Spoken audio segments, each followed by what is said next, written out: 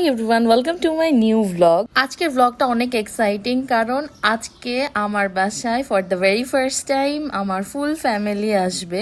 আমার সংসার জীবনে শুরু হয়েছিল চিলেকোঠা একটা বাসা দিয়ে। এখন থেকে আমি দেখেছি আমার ফ্যামিলির প্রতিটা মানুষ আমাকে কি পরিমাণ সাপোর্ট যে করেছে। ওই সাপোর্ট গুলো আমি আর দিদ আমরা দুজন কখনোই ভুলবো না। মিরপুর থেকে যখন আমি আজিজ মার্কেটে চলে আসি 1 বছর হয়ে গেছে। 1 বছর পরে আমি আমার ফ্যামিলিকে ফাইনালি দাওয়াত দিতে পারলাম। 19 জন মানুষের অ্যারেঞ্জমেন্ট ছিল, তাই ভাজাভাজি আমি একটু আর্লি স্টার্ট করে দিয়েছিলাম। তো ওইদিকে দেখলাম যে আর দিদ আম্মুদেরকে পিক করতে নিচে চলে গিয়েছে। দেখি সবার হাতে একটা একটা করে ব্যাগ। আমার বাসাটা এখনো আন্ডার কনস্ট্রাকশন, তো 7 তলায় উঠতে সবারই একটু কষ্ট হয়ে গিয়েছিল। এইদিকে লিকো আবার সবাইকে ওয়েলকাম করছিল। আমার দাদুর এই 70 সারপ্রাইজিং দাদু এত সুন্দর করে সিঁড়ি দিয়ে উঠতে পেরেছে, আর দিদ তাকে হেল্প করেছে। আর এইদিকে আমাদের নববধূ আমার ছোট বোন, সে সুন্দর শাড়ি পরে এসেছে, এত কিউট লাগছিল মাশাআল্লাহ। আমার বাসায় তাদের এটা ফার্স্ট টাইম না, কিন্তু এই বাসায় যেহেতু ফার্স্ট টাইম, আব্বু এক গাদা বাজার করে নিয়ে আসছে। মাছ, মুরগি, এইসব সেমাই, তারপরে হলো এই যে লাড্ডু, মিষ্টি, দই। আমার বাসার এই দোলনাটা সবারই খুব পছন্দ হয়েছে। দাদু বলছিল যে সে ছোটবেলার স্মৃতিতে ফেরত গিয়েছে। তো কি কি অ্যারেঞ্জমেন্ট ছিল দেখা যাক। এখানে আছে খেজুর, আর মাখানোর জন্য ধনিয়া পাতা, কাঁচামরিচ, ছোলা, শাসলিক, দেন স্প্রিং রোল, পেঁয়াজু, বেগুনি, ডিম চপ, আলুর চপ। আরো ছিল হলো শসা, ঘুগনি, দেন হলো খিচুড়ি, যেটা আব্বু আর দাদু খাবে, বাট সবাই খাওয়া হয়েছে।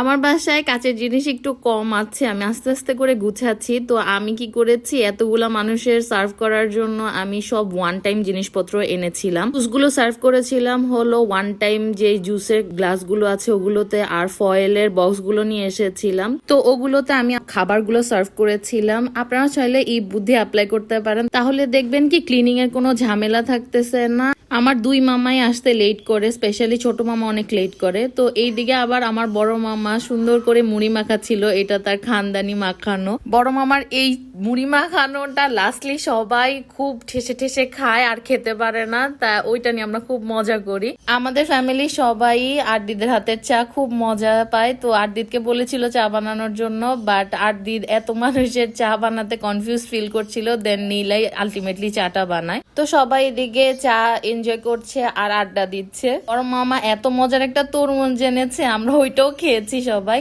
তো এইদিকে আমি আবার ডেজার্টের প্রিপারেশন নিয়েছি। এই কেকটা আমি আমার ফ্রেন্ডের পেজ থেকে আনাই, যেহেতু ফ্যামিলি গেট টুগেদার। দেন আবার আব্বুরও বার্থডে ছিল 16 তারিখে, দাওয়াত ছিল 14 তারিখে। আমি আগে একটু সেলিব্রেট করেছি। এই কফি কর্নারটা কেমন হয়েছে আমাকে কমেন্ট করে জানাবেন। এই তো সব পুচকু পাচকা নিয়ে আব্বু কেক কাটে দাদুকে সহ।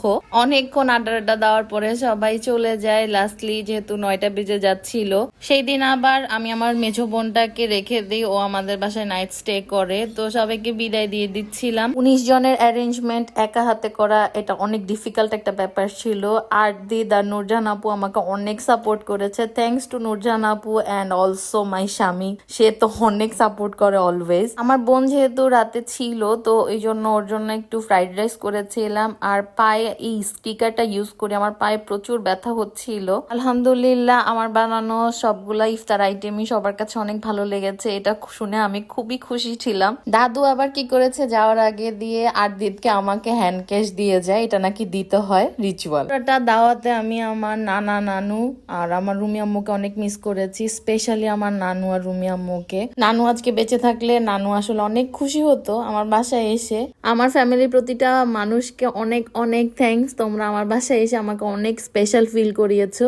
স্পেশাল থ্যাঙ্কস টু আব্বু এন্ড দাদু, তোমরা যা করেছো দ্যাট ওয়াজ আনএক্সপেক্টেড। আজকের মতো এখানেই বিদায় নিয়ে নিচ্ছি। See you guys in the next video, by.